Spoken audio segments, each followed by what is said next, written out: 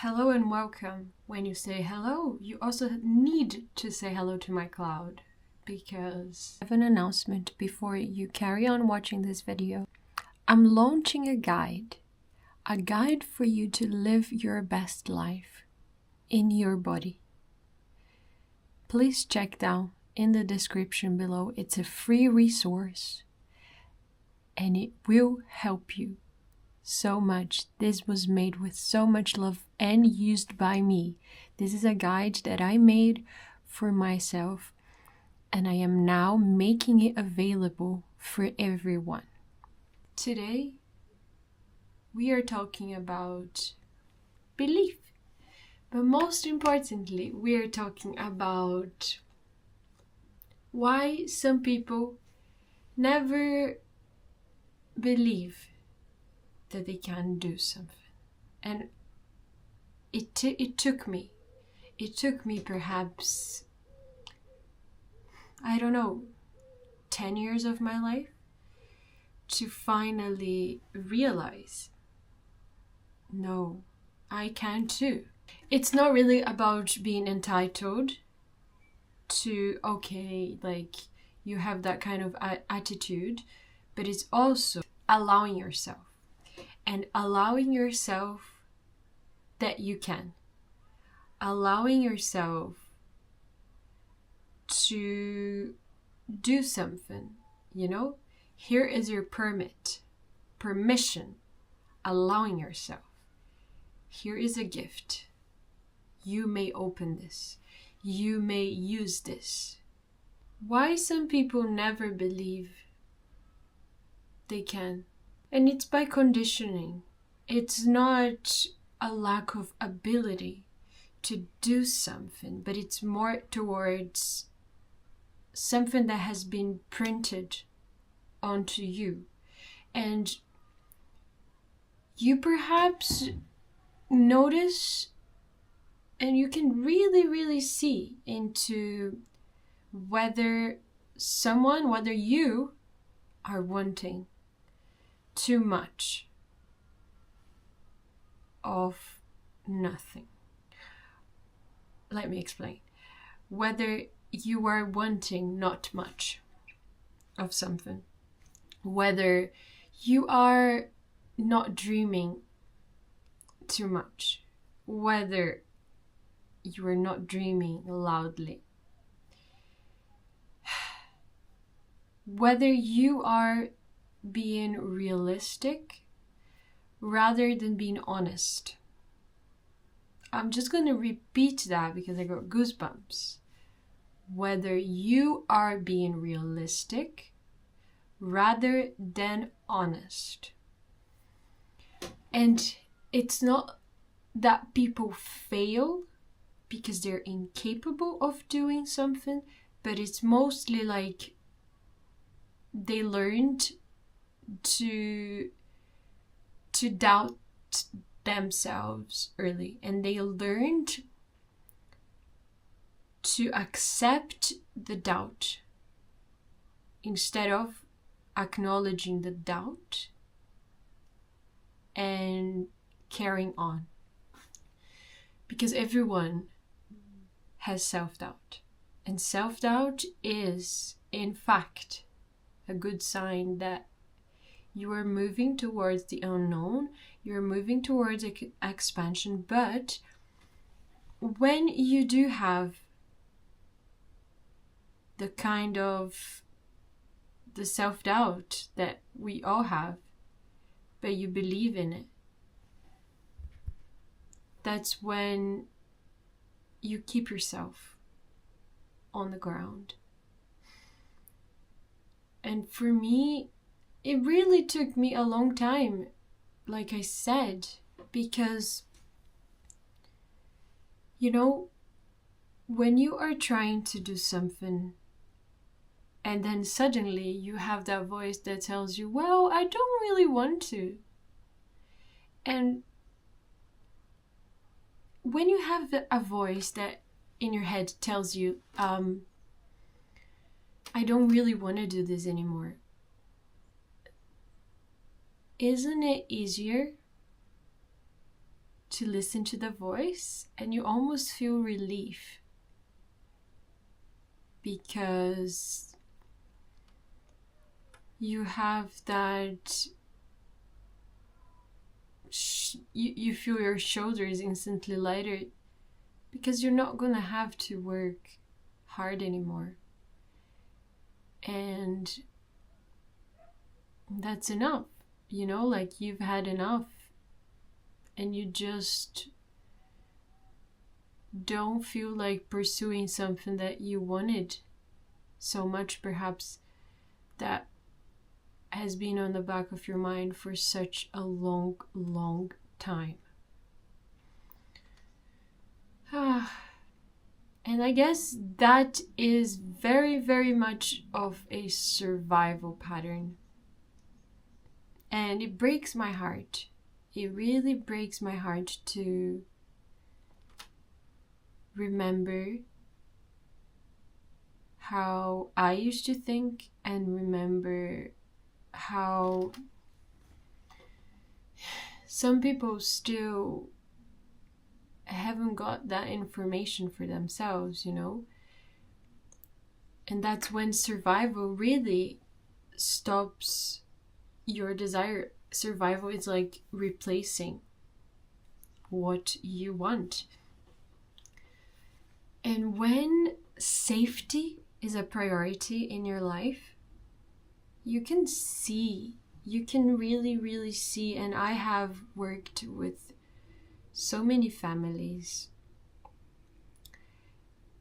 and you can really see how present it is on their children, because their dreams, they can just dream really big.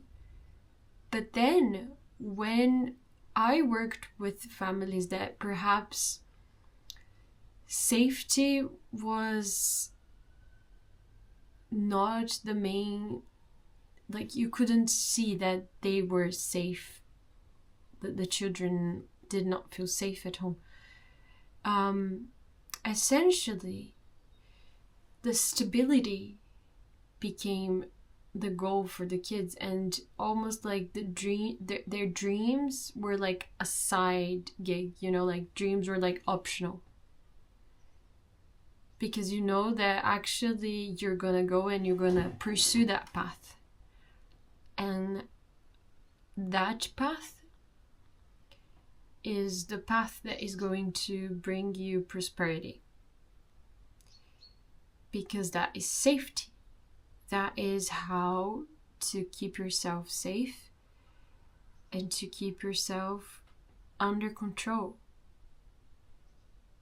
But then, wanting can be it can be a threat for the nervous system. And you don't stop wanting something. You just stop listening to your desire. And in the families that I worked, I did notice that when the children had an environment long term, they would pursue their dreams instead of going to the path that their parents chose for them, let's say. And the parents themselves encourage the children to go and pursue their paths. The individuality was much more nurture, let's say. So what happens when you do not believe that you deserve? Oh gosh, it really is self-sabotage. Because then, if you have self-sabotage without awareness, you end up not finishing things. You end up playing small, and you end up choosing what's familiar instead of what's aligned to you. And you outsource the power. You end up going and waiting for permission for you to do something. You end up waiting for validation. You wait for certainty. You wait to know whether you can continue following, or perhaps you should do something else to make sure that you are safe. And letting others decide what's possible for you instead of you being your own anchor. You know? And I think I remember I used to see in other people and how I thought, oh, look at them, they are just doing their own thing, they must be so special. But in reality, deserving something is not, it's not being special, no. You do not need to be exceptional to want to do something, really. Like, you're human and that's enough. Desire is something that every human being has. Desire is natural. You know, a child cries for milk. A child cries for their parents' attention. A child cries because they want a comfy environment. They want comfort and they want this, they want that, and they are not. I love how Louise Hay used to say, a baby is not ashamed to ask for what they want. They just do it, and the whole neighborhood is going to listen to it. And yeah, it's really it. And deserving comes from you being alive. And I think that sometimes I think about, you know, we are pretty much, apart from animals that talk to us, but it's not really that.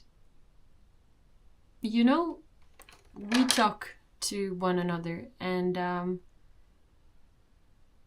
we are the only ones on the planet.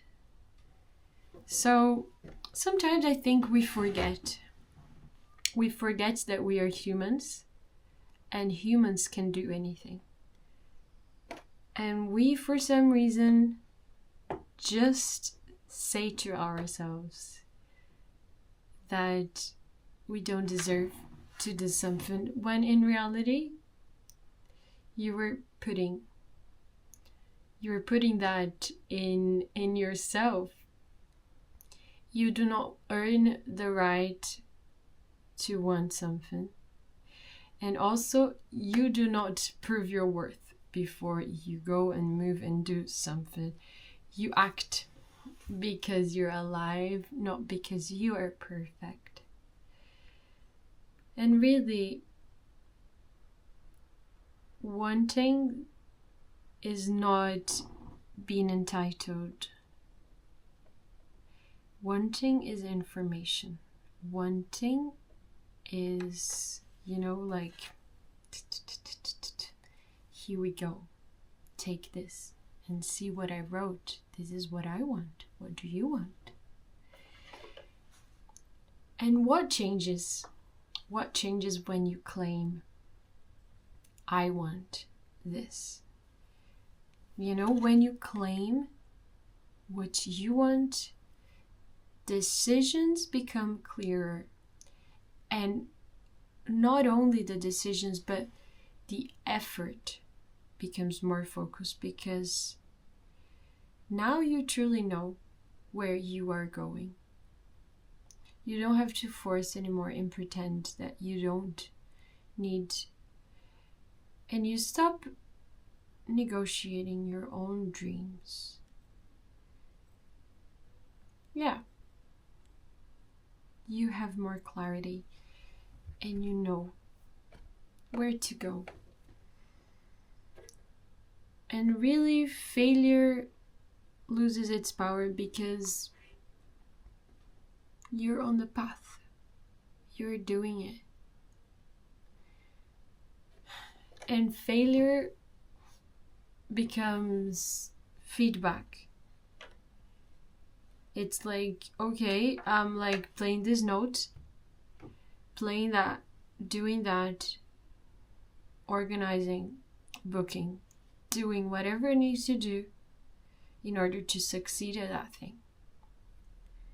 But it's not working. And that is that's feedback. That's like, what do I need to get better? Instead of, this is the proof that I don't deserve. This is the proof of being not fitting in. This is like the proof of not being adequate for something. But no, that's just, I just need to do it a different way. It's not a proof of I need to stop doing it, you know? And how do we move on? How do we move on to start believing that you deserve? It's very easy, but it's not simple. I like to start small and saying to yourself, I am allowed to try. And it makes sense for me to want this. And you can notice your body noticing the discomfort, you know, like if you have ease, you're aligned, but also tight, feeling tight, that is the old conditioning. And when you listen without judgment, it's a good sign. Also, stop comparing your timeline. Yes, people are doing wonderful things at a very young age, but also they don't have the same teachers that you have. They never grew up where you grew up. They never worked the jobs that you worked, so that makes you you. Your pace is actually part of the process. Yeah, it is. And the truth is that some people never have what they want because they never believe that they could have it. And even if you don't believe that you could have it and you do it, you're not going to be able to hold something. That happened with me. You are human. You want things. You are allowed to move towards them. I love you loads, and I'll see you guys soon.